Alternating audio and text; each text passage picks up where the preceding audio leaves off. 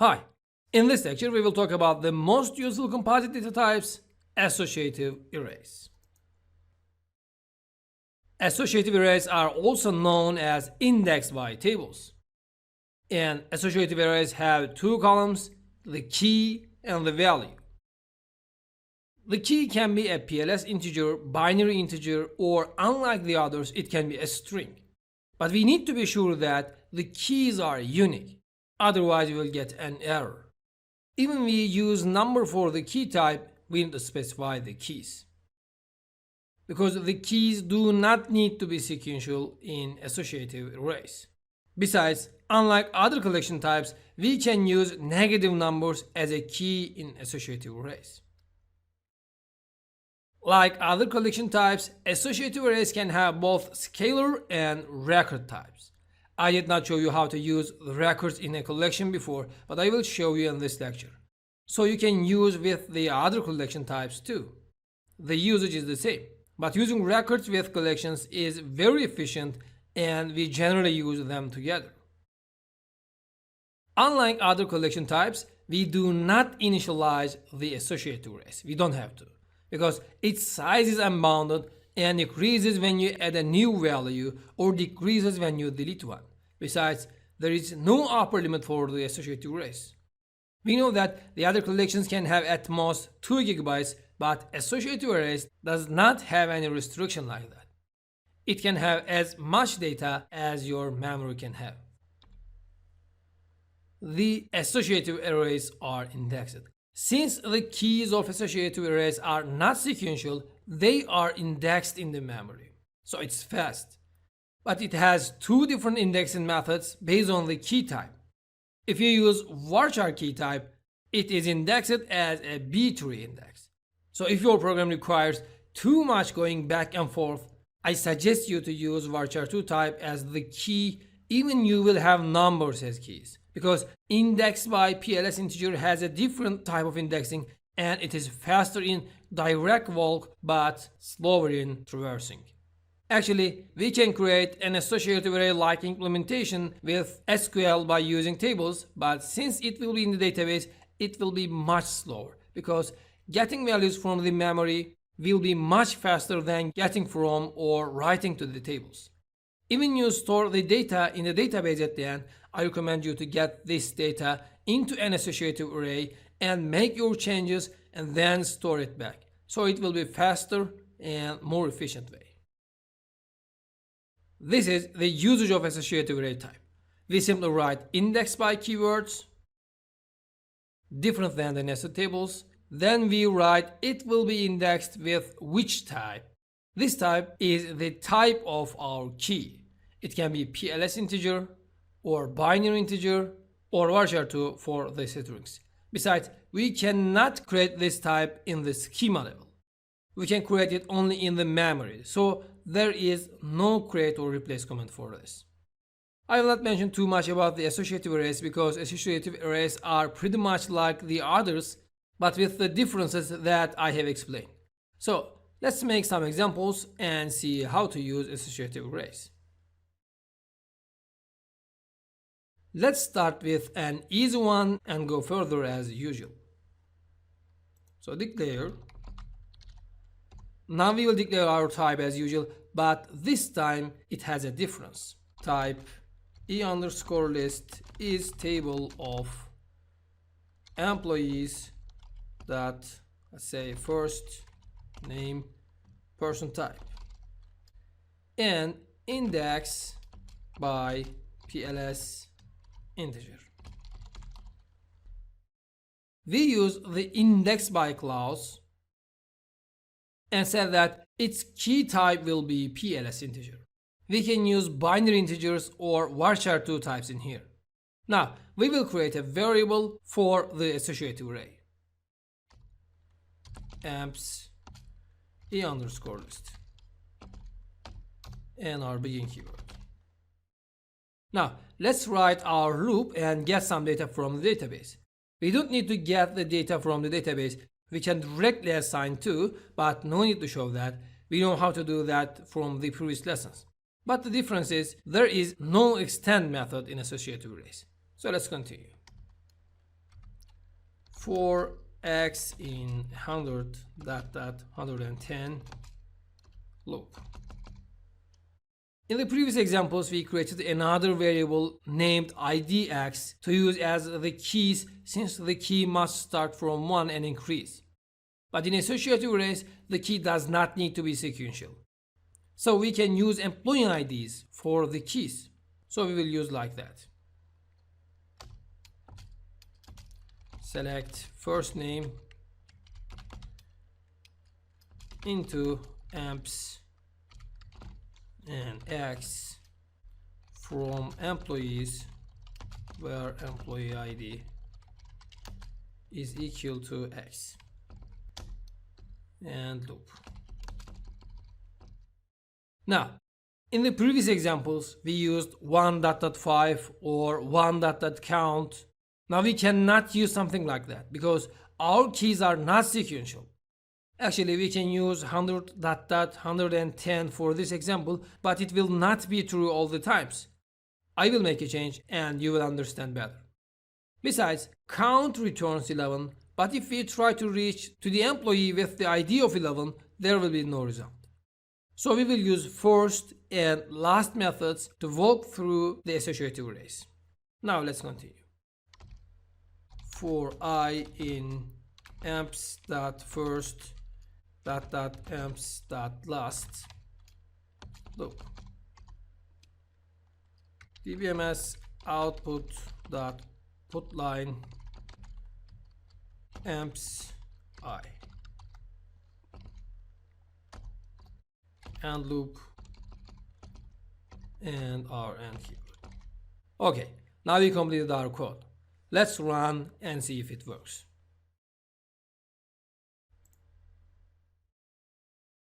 We have a problem here. Let's check it. Amp-x, we are misspelled. Let's change it with amps and run again. Great. It seems we did correct.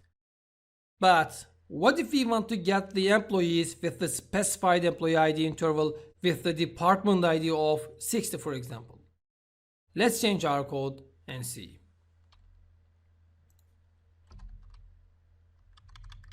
Let's say and department ID is equal to 60.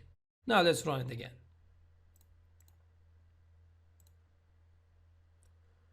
As we can see, we have a problem. Why? It is because we try to reach the employees that are not there. Let me show you.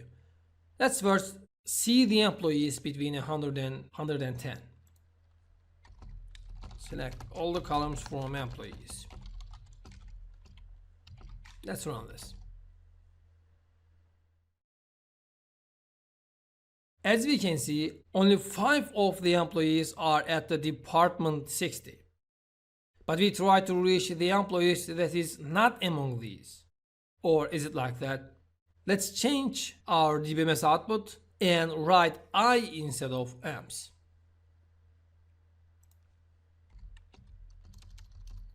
So we will not try to reach the amps in here. Let's turn the script output, clear up, and run again. As we can see, we still have an error. Now we understand that the error is not about that. It seems our select into class returns null and the program gets angry for that. So let's copy that and paste into another worksheet and change something.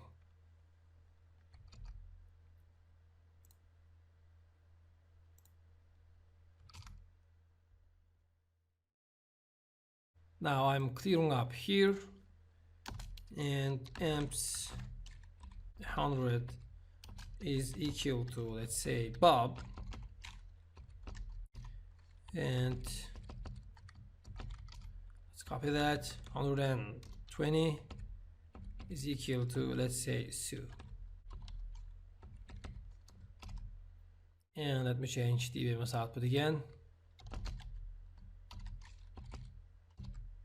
Now let's run it.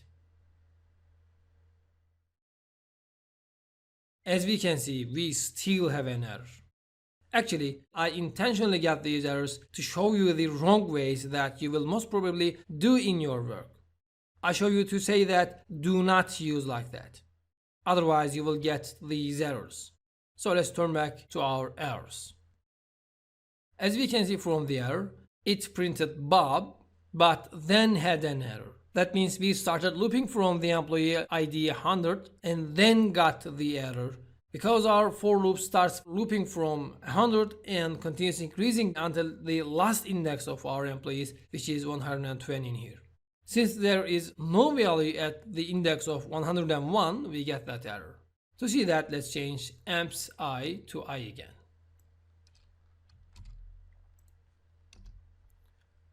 Let's clear up and run.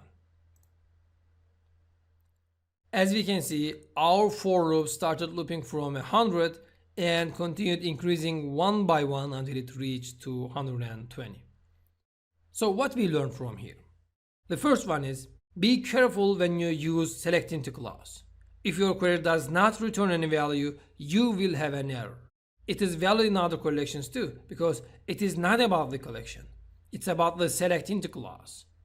If the row that you want to select does not return any value, you will get an error. Second, the first method returns the index of the first row of our array, and the last returns the index of the last row. It is sequential in here, but it may not be sequential all the times. For example, while the first returns 100, the last could return 5. So your loop would not work. That means do not think that it will start from the first row and continue with the next like in other programming languages, because you use a simple for loop. By the way, we can use first and last methods without parentheses, as we saw in here.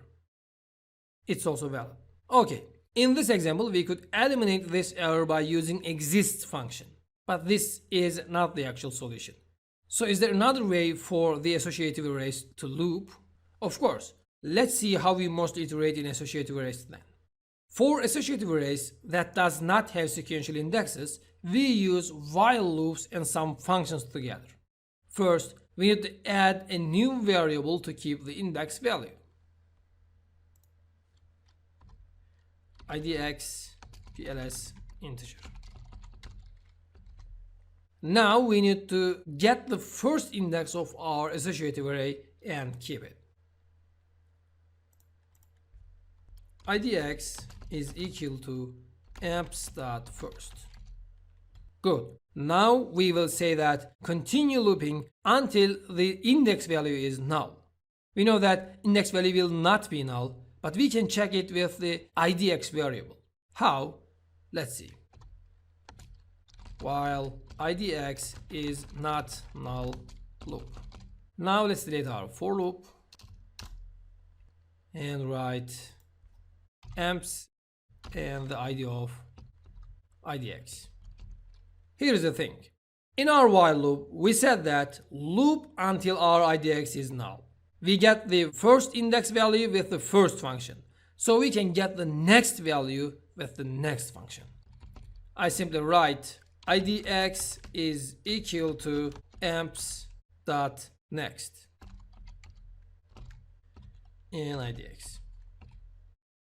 If you call the next function of associative array with specifying an index, it returns the next index of the associative array. But that does not mean the greater one. The next one means the next key that was inserted after this key. I mean, the key can be a smaller value or greater or irrelevant if you used a string for the key. We will learn how to use with strings. So let's run and see if it works. As we can see, it worked. We iterate on associative arrays generally with while loops if our keys are not sequential. And this is how we use in while loops. Alright, now let's copy our select into class from the other worksheet and try to get our values from database.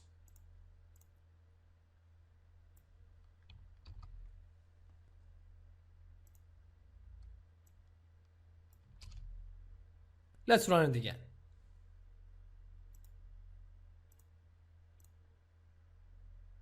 As we can see, we still have problem because of the select into clause.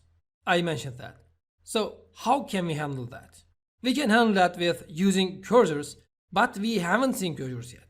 We will learn how to do that in cursors section. So I will now delete the department ID restriction to avoid that for now. Alright, let's run it again and see if it works.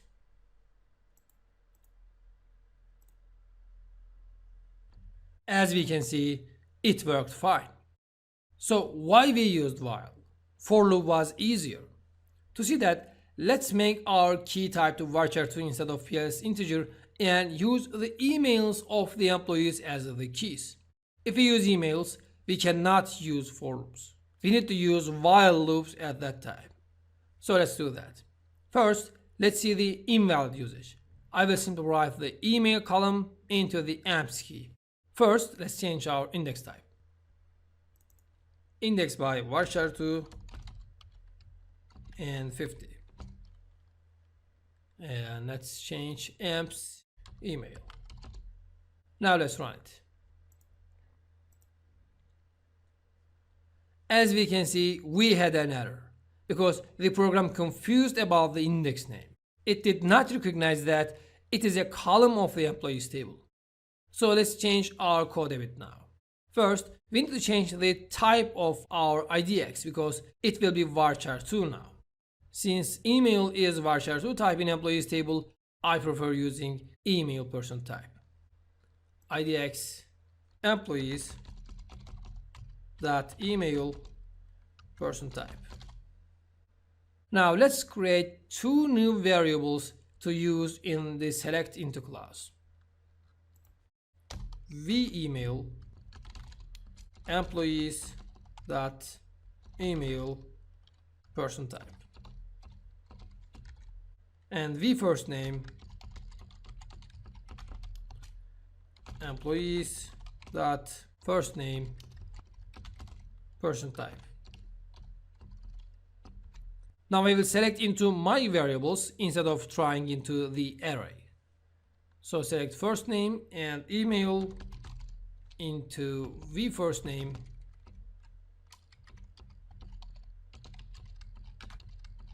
and vEmail.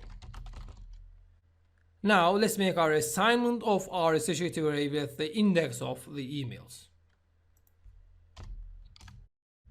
Amps email is equal to vFirstName. Now let's run it.